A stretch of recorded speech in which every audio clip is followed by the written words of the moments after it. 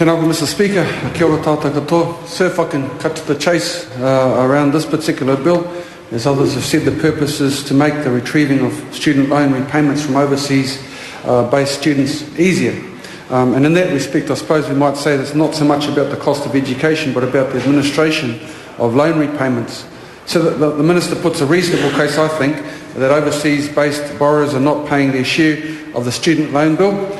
This is an issue because the cost burden naturally falls on the government, and overseas-based loan holders are not contributing to the economy or the development of the country because they're not here.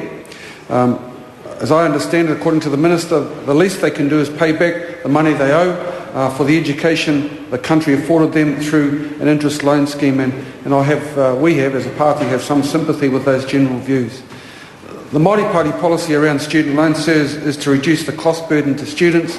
This bill obviously does not increase the cost burden in any way. It simply makes the repayment of these loans easier to enforce, at least from the government end. But it does raise, I think, an interesting and age-old issue for debate. What should be free and what should we expect students to pay for? So the other questions could be, should the state pay for basic degree courses? And then if students want to take the education further, should they then pay for those extras? So I ask these questions because education and jobs are not about individual gain and benefit. They actually benefit the whānau, the hapu, iwi, the community, the nation. And those extras also benefit all of us. We believe that education and job security are about the future of the nation, so the nation should be responsible for educating all of its citizens to the extent necessary to ensure its citizens have secure futures. Those citizens then should be responsible for making that same opportunity available to those after them. So education costs should be met by all of us through the state. But it is about the application of kaupapa tuku iho, about rangatiratanga, whanaungatanga, and manaakitanga, the restoration of mana through utu and muru. So I think, sir, if I was to look for a relevant example, I want to sort of turn back the page of history to an organisation many may not have heard of, namely the Māori Education Trust. Now, this was a trust that's established many years ago, and I think it's still available at present. And in the case of anybody that's applying for Māori Education Trust money, those who apply for assistance were interviewed firstly and were expected to give back to the whānau, to the iwi, to the hapu, to the marae, in return for the contribution made to their education. So it's our contention that we should expect the same with those who seek taxpayer money, that they have to give back to the taxpayer. So whether they use taxpayer money through free education or through student loans, they should reciprocate in some tangible way. So we shouldn't make repayment an insurmountable hurdle. An interesting point that came up in our discussions around this bill was the possibility of making perhaps repayment not necessarily in money. It could be in kind, which is probably an interesting concept for many. We thought of possibly saying, well, if you're going to pay back, how about donating back in time to voluntary organisations, helping out at the school, helping out at the hospitals, perhaps here or overseas. We might have to be, I suppose, creative in providing students opportunities for using what they've learnt for the benefit of the community. Kind of like to think that that's an innovative idea that may well be worth pursuing. Mr. Speaker, these are perhaps ideals, but in the meantime we are, of course, aware that the total student loan book held by Inland Revenue was around $9.1 billion last year. That's a lot of money. And during our discussions with relevant parties about this particular bill, we did get some notes from one particular Māori student who has been in the leadership of a student association about the changes and what might be anticipated from this.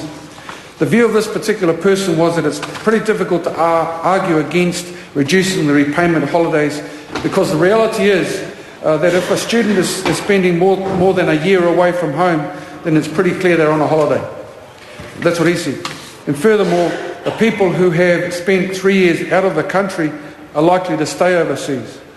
According to this particular student leader, the government may as well get on with recouping the student loan debt sooner rather than later.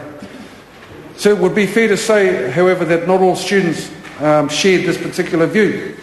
Jackie Pautu, the tumuaki o Te Mana Akonga, the Māori Students Association, could not support anything in the bill. Her question about the repayment holiday was, why are we treating adults like teenagers? For younger students, she could see some rationale for it, but not for grown adults. In her view, she believed that the bill was an attempt to force students to stay in New Zealand, but the reality is the salary in New Zealand is not enough to enable students to repay their loan at a reasonable pace. So I wanted to place those questions on the record, to put the views out there, really to get a response as to whether age matters. Should it be different for younger or older students, and whether we should be placing more focus on incentives to stay in New Zealand rather than accepting the inevitable drift offshore. Mr. Speaker, there are many issues we could be raising about the student loans, and in particular the relationship to the barriers faced by Māori students and how they participate in the tertiary education sector. The disproportionately high uptake of student loan scheme by Māori students is indicative of the fact that many Māori students need financial support in order to be educated at the tertiary level. I don't think there's too much doubt about that. For many Māori students, the student loan scheme provides that financial backing that's necessary for them to participate in tertiary education.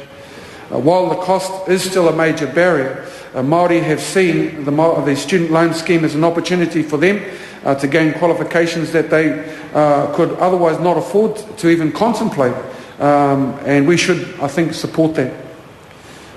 Mr. Speaker, I know, of course, that this bill is singularly focused on the retrieving of student loan repayments from overseas-based students, and are not, as such, an opportunity for talking about the adequacy, or more to the point, the inadequacy of financial support available to students.